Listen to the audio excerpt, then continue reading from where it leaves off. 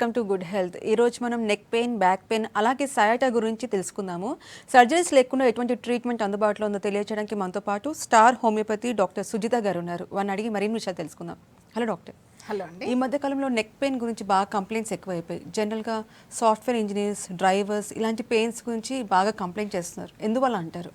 So nowadays ఈ neck pain, back pain, ఇంకా joint pain సమస్యలు అనేవి చాలా కామన్గా వస్తున్నాయి. ముఖ్యంగా మారుతున్నటువంటి జీవన విధానము, మానసిక ఆందోళన, ఒత్తిడి వీటన్నిటితో పాటు కాల్షియం డెఫిషియన్సీస్, డిస్క్ సమస్యలు పెరిగిపోతూ ఉండడము, దాంతో పాటు డ్రైవింగ్ లాంటి ఆక్యుపేషన్స్లో వర్క్ చేసేవాళ్ళు, డెస్క్ జాబ్స్ చేసే వాళ్ళలో ఎక్కువగా ఈ నెక్ పెయిన్ కానీ, బ్యాక్ పెయిన్ కానీ, జాయింట్ పెయిన్స్ కానీ ఎక్కువగా గమనిస్తూ ఉంటాము. ముఖ్యంగా మెడ నుంచి నడుము ప్రాంతం వరకు 33 వెన్నుపూసలు ఉంటాయి. ప్రతి వెన్నుపూసకి మధ్య భాగంలో ఉండవలసినటువంటి డిస్కుల్లో అరుగుదల రావడము, దాంతోపాటుగా డిస్కులు లో ఇన్ఫ్లమేటరీ కండిషన్ అనేటువంటిది ఏర్పడడం, కొన్ని ఆటోఇమ్యూన్ కారణాల వల్ల, వీటితో పాటు కాల్షియం డెఫిషియన్సీస్ వల్ల డిస్కుల్లో అరుగుదల రావడము, ఏజ్ రిలేటెడ్గా చేంజెస్ అనేటువంటివి ఉండడము, వీటన్నిటితో పాటు అధికంగా బరువులు ఎత్తడం కానీ, డ్రైవింగ్ చేయడం కానీ, డెస్క్ వర్క్ చేయడం వల్ల కానీ, ఎక్కువగా ఒత్తిడి పడడం వల్ల స్పాండిలైటిస్ సమస్యలు అనేటువంటి స్టార్ట్ అవడము, వీటన్నింటి వల్ల మెడ నొప్పి ఇంకా నడుము నొప్పి సమస్యలు అనేటువంటి పెరిగిపోతున్నాయి. అయితే లక్షణాలను బట్టి కాకుండా కొన్ని క్లినికల్ ఇన్వెస్టిగేషన్స్ని బట్టి ఈ ప్రాబ్లం అనేటువంటిది దేనివల్ల వస్తుంది అనేది మనము క్లియర్గా ఐడెంటిఫై చేసుకొని దానికి రిలేటెడ్గా ఈ ప్రాబ్లం పరంగా ట్రీట్మెంట్ తీసుకోవాల్సి ఉంటుంది. ఓకే, హైదరాబాద్ నుంచి కాల్ ఉన్నారు. హలో. హలో, నమస్తే అండి. హలో నమస్తే మేడం. చెప్పండి, మీ ప్రాబ్లం చెప్పండి. డాక్టర్ గారు ఉన్నారు. నాకు నడుము నొప్పి బాగా వస్తుంది మేడం. ఓకే అమ్మా. అయితే 6 months నుంచి ఇలా వస్తే ఎక్స్రే అవి చేసి డిస్క్ ప్రాబ్లం అని చెప్పారు. ఓకే. చాలా పెయిన్ గా ఉంటుందండి. అసలు ఏ పని చేసుకోవాలంటే అవ్వట్లేదు. అసలు ఎక్కువ కూర్చున్నా, నిల్చున్నా పెయిన్ చాలా వస్తుంది. ఓకే. ముఖ్యంగా నడుము భాగంలో ఉండేటువంటి వెన్నుపూసల్ని మనము లంబార్ వర్టిబ్రే అని చెప్తాము.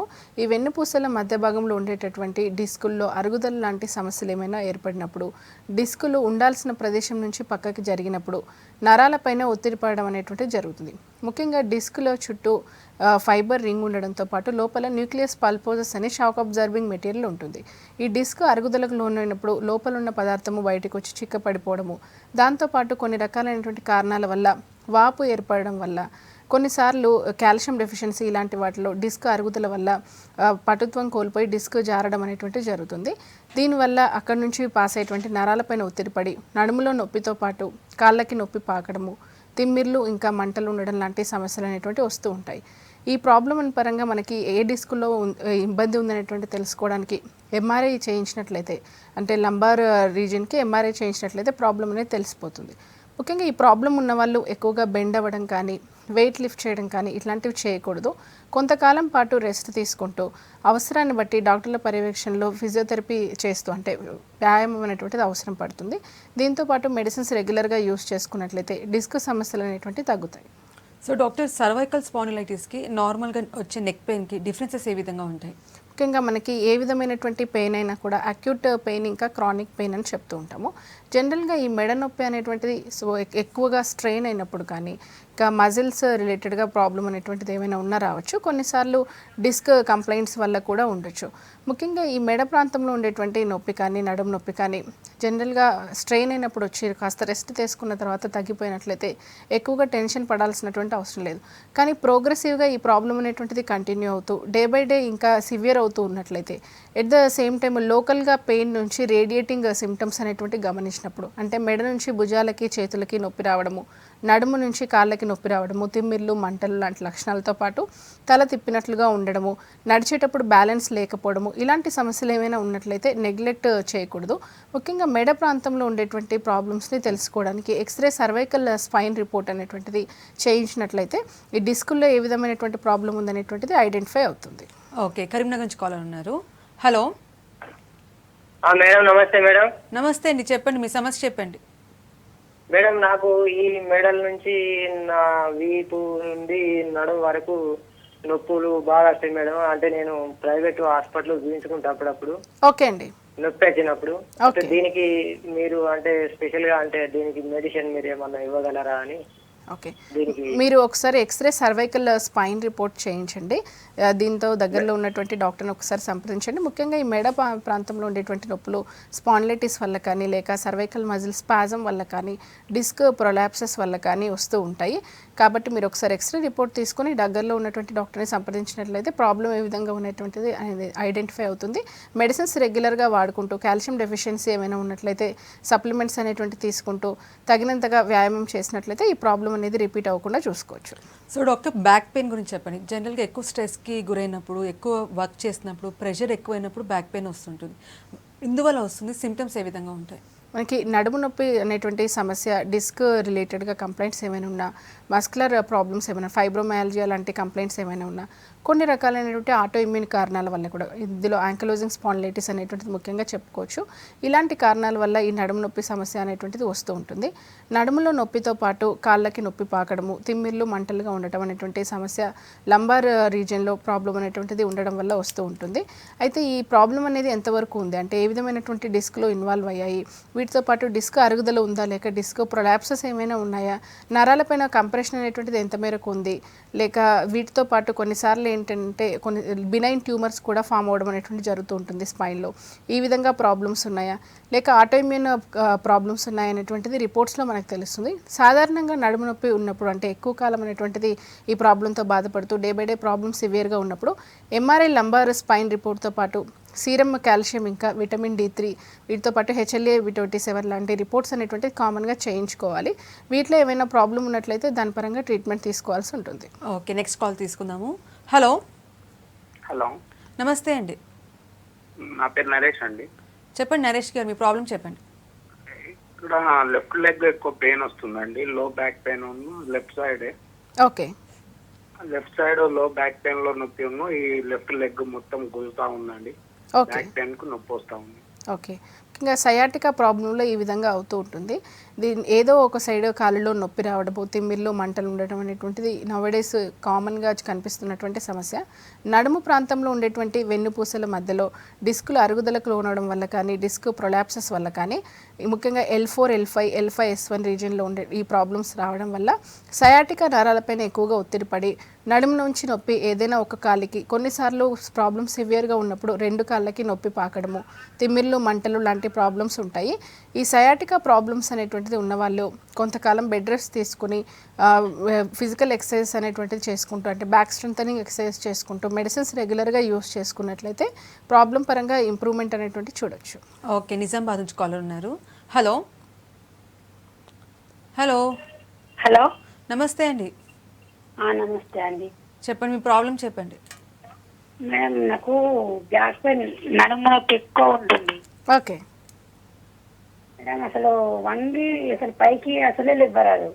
ఓకే, అసలు ఇట్లా అసలే వంగి అసలు ఏ పని కూడా చేయరాదు మేడం. ఓకే. ఎంతకాలంగా ఉందమ్మా ఈ పెయిన్? అంటే ఇప్పుడు 4-5 ఇయర్స్ అవుతుంది. రెస్ట్ లో ఉంటే ఏం అనిపించదు. ఓకే.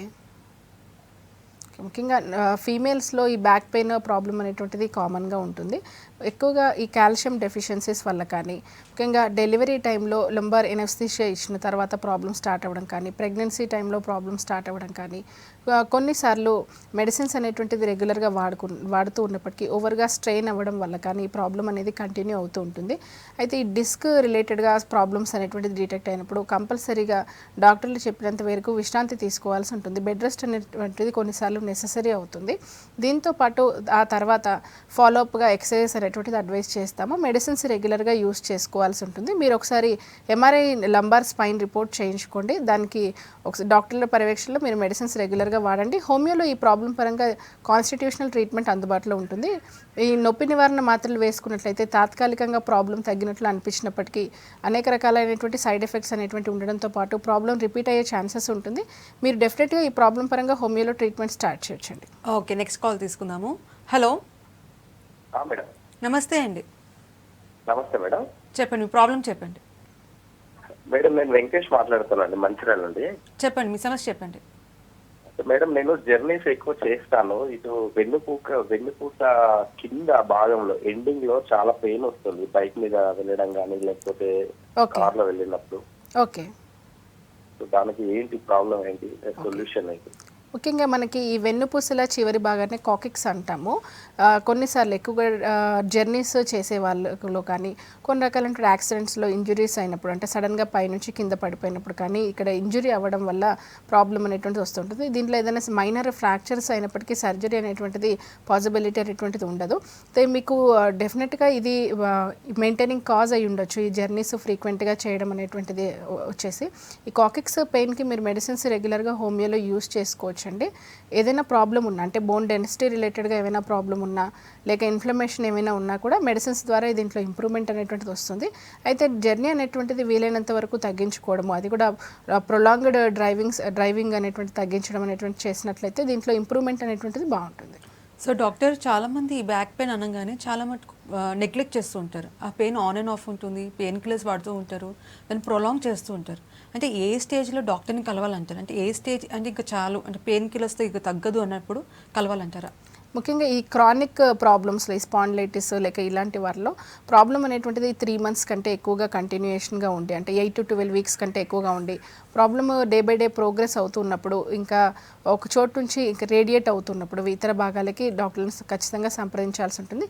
అయితే కొన్నిసార్లు ఎమర్జెన్సీగా డాక్టర్ దగ్గరికి రావాల్సినటువంటి కండిషన్స్ కూడా ఏర్పడవచ్చు. అంటే రోడ్ ట్రాఫిక్ యాక్సిడెంట్స్లో కానీ హైట్స్ నుంచి కింద పడిపోయినప్పుడు కానీ సడన్గా ఏదైనా ప్రాబ్లమ్స్ డిస్కుల్లో డెవలప్ అయినప్పుడు ఇమీడియట్ ఇంటర్వెన్షన్ అనేటువంటిది లేకపోతే ఇన్ ఫ్యూచర్ ఈవెన్ పారాలిసిస్ లాంటి కండిషన్స్ కూడా రావచ్చు.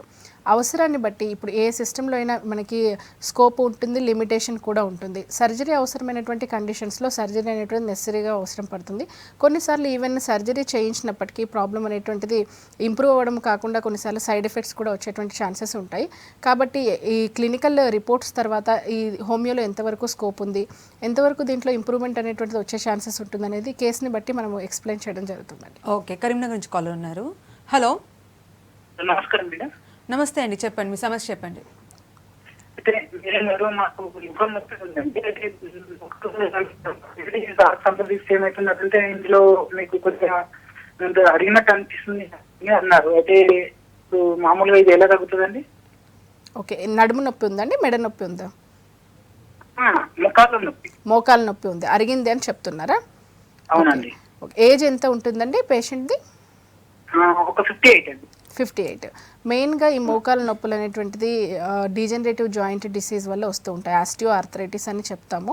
మోకాళ్ళ పైన ఉండేటువంటి కార్టిలేజ్ అనేటువంటిది అంటే బోన్ పైన ఉండే కార్టిలేజ్ అరగడము, జాయింట్ స్పేస్ నేరో అవ్వడము, సైనోవిల్ ఫ్లూయిడ్ లెవెల్ తగ్గడం వల్ల లూబ్రికేషన్ అనేటువంటి తగ్గిపోయి ఒక ఎముక పైన ఇంకో ఎముక ఉరుసుకుపోవడం వల్ల పెయిన్ అనేటువంటిది వస్తూ ఉంటుంది. ఇలా ఆస్టియో ఆర్థరైటిస్ అనేటువంటిది ఉన్న వాళ్ళు కింద కూర్చోవడం అనేటువంటిది అవాయిడ్ చేయాలి. మెట్లకి దిగడం వీలైనంత వరకు తగ్గించాలి. వెయిట్ ఎక్కువగా ఉన్నట్లయితే వెయిట్ పరంగా జాగ్రత్తలు తీసుకోవాలి, వెయిట్ పెరగకుండా. ఇంకా ఇతర కాంప్లికేషన్స్ ఏమైనా ఉన్నవాళ్ళు కొన్నిసార్లు డయాబెటీస్, థైరాయిడ్తో కూడా బాధపడుతూ ఉంటారు. ఇలాంటి హార్మోన్ సమస్యలు ఉన్నవాళ్ళు వాటికి కూడా రెగ్యులర్గా మెడిసిన్స్ తీసుకున్నట్లయితే మజిల్స్ రిలేటెడ్గా వచ్చేటువంటి ప్రాబ్లమ్స్ కూడా తగ్గిపోతాయి. ఈ కార్టిలేజ్ అనేటువంటిది అరిగిపోయినటువంటి కండిషన్స్లో హోమియోలో ఉన్నటువంటి మెడిసిన్స్ బాగా పనిచేస్తాయండి. అయితే నొప్పి నివారణ మాత్రలు వేసుకున్నట్లయితే ఇన్ ఫ్యూచర్ వివిధ రకాలైనటువంటి సైడ్ ఎఫెక్ట్స్, అల్సర్స్ డెవలప్ అవ్వడము, కిడ్నీ ప్రాబ్లమ్స్ రావడం లాంటివి ఉంటాయి. కాబట్టి అలా కాకుండా సైనోవిల్ ఫ్లూయిడ్ అనే లెవెల్ అనేది ఇంప్రూవ్ అయ్యేలాగా కార్టిలేజ్ అనేటువంటి రీకన్స్ట్రక్షన్ రిలేటెడ్గా మీరు మెడిసిన్స్ అనేవి హోమియోలో ట్రై చేయొచ్చు. ఓకే, కర్నూలు నుంచి కాలర్ ఉన్నారు. హలో, నమస్తే మేడం. నమస్తే అండి, చెప్పండి ప్రాబ్లం చెప్పండి. మేడం, కర్నూలు జిల్లా కోయిలగూడ నుంచి ఫోన్ చేస్తున్నాను మేడం. చెప్పండి మధు గారు, మీ సమస్య చెప్పండి. మేడం, ఇక్కడ కుడివైపు భుజం ఉంది కదా కుడివైపు, ఓకే, ఆ భుజం నుంచి ఒక హాఫ్ ఫిట్స్ కింద, ఓకే, హాఫ్ ఫిట్స్ కింద బర్రెంకలకు ఓకే, అక్కడి నుంచి పెయిన్ మొదలై ఇటు ఆర్టికల్ చెస్టికల్ వస్తారు మేడం నొప్పి. ఓకే, అది ఏమైనా సైటిక్ ఏమైనా ప్రాబ్లమా అనుకుంటున్నాం మేడం. ఓకే. ఈ సయాటికా ప్రాబ్లం అనేది కాళ్ళలో ఉంటుందండి. సయాటికా నరము నడుము నుంచి కాలి ప్రాంతానికి సప్లై చేసేటువంటి నరము. మీకు భుజాల నొప్పి అనేటువంటిది ఎందుకు వస్తుంది అనేది చూడడానికి ఒకసారి ఎటువైపు షోల్డర్లో పెయిన్ ఉన్నట్టు చూసుకొని అటువైపు ఎక్స్రే చేయించండి. కొన్నిసార్లు అంటే ఫ్రోజన్ షోల్డర్ అంటాము, అంటే అరుగుదలకు సంబంధించినటువంటి చేంజెసే ఇప్పుడు షోల్డర్ జాయింట్లో స్టార్ట్ అవ్వడము, లేక ఫైబ్రోమాల్జియా లాంటి కండిషన్స్, మజిల్ స్పాజమ్స్ ఏమైనా ఉన్నప్పుడు కూడా ఈ విధంగా అవుతుండొచ్చు. కాబట్టి ఈ రిపోర్ట్స్ చేయించుకొని వీటితో పాటు సీరం కాల్షియం, ఇంకా vitamin D3, vitamin B12 checkups చేయించుకొని దగ్గరలో ఉన్నటువంటి క్లినిక్లో సంప్రదించండి.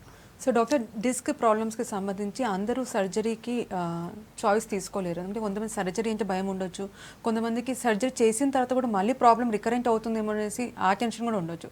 సో హోమియోపతిలో సర్జరీ లేకుండా ట్యాబ్లెట్స్తోనే నొప్పి తగ్గే ఛాన్సెస్ ఉన్నాయంటారా? మనకి డిస్క్ రిలేటెడ్గా కంప్లైంట్స్ అనేటువంటి చూసుకున్నప్పుడు డిస్క్ ప్రొలాప్సెస్లో చాలా మందిలో సర్జరీ చేసినప్పటికీ ప్రాబ్లం అనేది రిపీట్ అవ్వడం అనేటువంటిది ఉంటుంది.